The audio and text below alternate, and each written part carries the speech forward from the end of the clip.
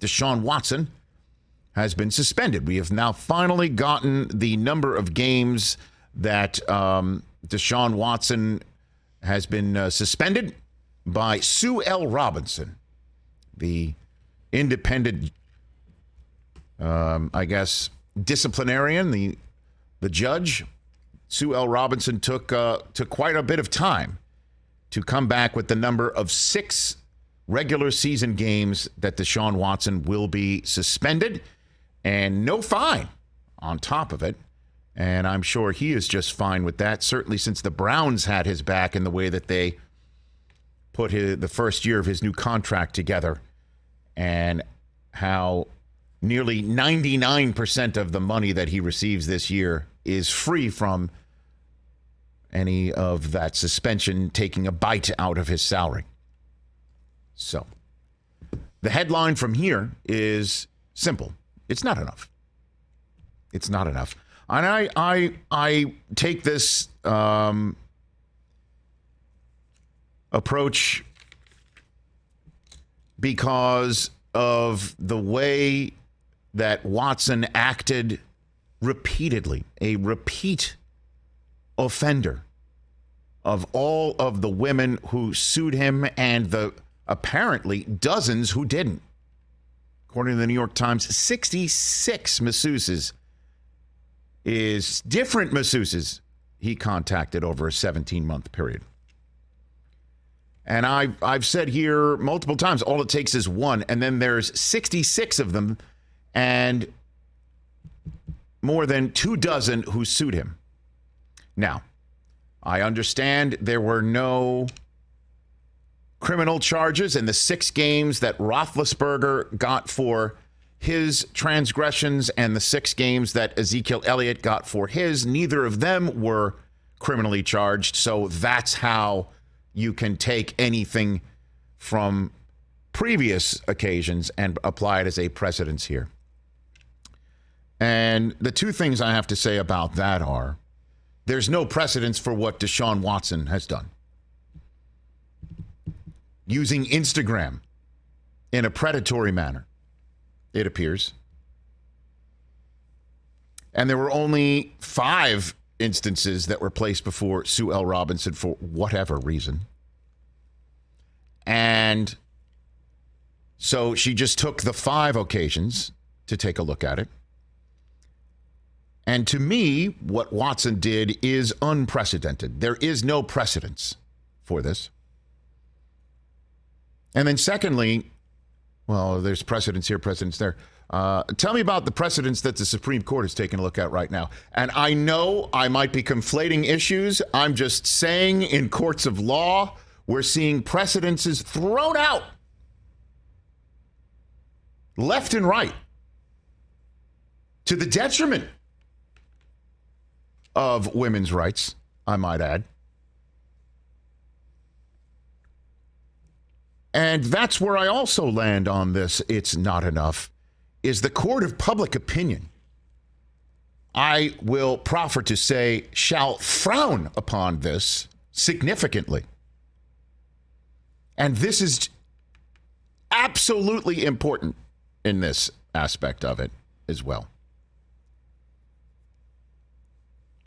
Especially since you take a look at what Sue L. Robinson apparently has said. We have not seen the full ruling from her as to why she thought what she thought and why she did what she did. And I understand that makes my commentary here fraught with the possibility that I might be criticizing where criticism is not warranted. But my compadre from the NFL media group, Tom Pelissero, tweeted out that he has seen portions of it, or it's been given to him or leaked to him, that she called Watson's behavior, a pattern of behavior, egregious.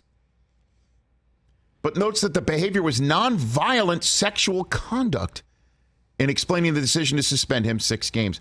Now, I don't know what that is, nonviolent sexual conduct, but I'll just look up the definition of violence, which is behavior involving physical force intended to hurt, damage, or kill someone or something, Also means strength of emotion or an unpleasant or destructive natural force, but I think she's just saying he didn't put hands on somebody and didn't violently attack. But what about violating somebody? Yeah. What about that definition? Violating is fail to respect someone's peace, privacy, or rights. Break or fail to comply with a rule or formal agreement. He certainly violated many of these women who then sued him civilly, including one who has yet to drop anything, according to Tony Busby, the attorney who's represented most of the women. Coercive behavior, according to some of these women. Coercive. Ask those women if they felt like he was not violent or violating them.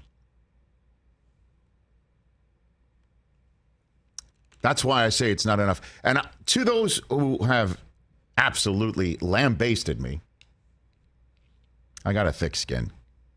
But I see it, that I haven't taken owners of the NFL to task, but I am feeling free to bash Deshaun Watson, who I have multiple occasions said this gives me zero pleasure, because this person, who I have met on multiple occasions, was, to me, one of the bright spots to come out of college and cast their aura of what appeared to be nothing but beneficent behavior and fellowship for their common human, and how patently shocking and disappointing all of this is.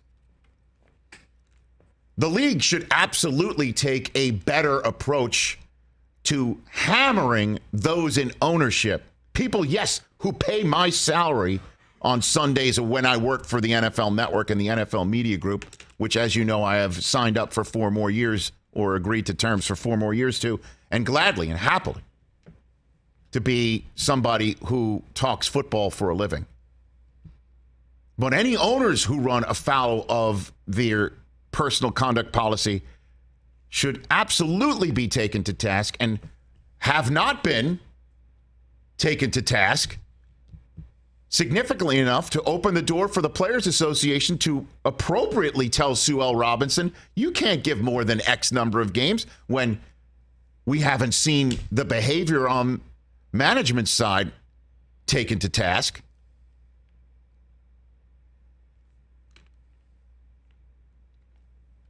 And the reason why Calvin Ridley gets more games than Deshaun Watson, and the reason why you see suspensions for 4 games, almost as much as Watson, for, say, ball deflation that, in my mind, never took place. The reason why it's so all over the map is because they're in different silos under the collective bargaining agreement, personal conduct policy, and then also a policy for gambling, a policy for PEDs, a policy for competition, competitive matters. And the personal conduct policy and the way it's been hammered out and also discipline handed down has been a complete mess for the last 20 years. We all know that, which is why the league said, let's just, with the Players Association, find somebody who can make a ruling. And then if the ruling is 0, we can do nothing about it. But if it's more than 0, then the commissioner or his designee can then have a whack at it on the appeals process. And I know the Players Association is not happy about that, but they signed it. They signed it. And so that's the difference. That's why Ridley gets a year for parlaying 4 figures of dollars, apparently, and why Brady gets 4 games for ball deflation. And then somebody who is credibly accused by multiple dozens of women gets 6. But in the court of public opinion, that stinks. And the court of public opinion is filled with women and filled with purchasing power. And the court of public opinion must be addressed as well. Must be addressed as well. Because a lot of people are like, well, how does somebody get this and somebody get that and he gets this? Well, I just explained it to you, but that's not going to matter at all. So I say the league should address this, especially with him not getting fined. How does Sue L. Robinson not know that the Browns, and by the way, blame the Browns for that if that outrages you, that this is only going to cost him a mere bag of shells, to use the Ralph Cramden phrase, because the Browns in the contract put so much of his first year in a signing bonus that is not subject to suspension and penalty for 6 games. The Browns had his back on that, and they saw that coming. And I also see the criticism that the league gave them the easiest 6 games to start the season because they knew it was coming, 6 games. So I guess the Chargers, the Steelers, the Patriots, that doesn't matter, right? Though you could just roll over them. And Carolina and the Jets, Atlanta, they stuck them there. Forget about the fact that they threw Houston in the back end. I guess you could sit there and say that that's to make sure Deshaun Watson would be there for some revenge game that, by the way, is a 1 o'clock Eastern on CBS, I believe, that day. And that will be as nailed to the wall as possible because nobody's going to, in the league, put that on national television so we could be relitigating all of this stuff. So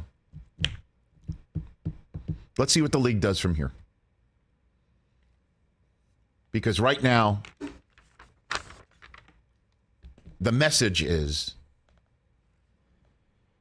you can be credibly accused of all of this behavior by multiple women, and it hardly costs you a dime, and all it does is cost you 6 games. And you get a $230 million guaranteed contract otherwise. While this was all playing out. It stinks. And the court of public opinion, I believe, is ready to bring down the hammer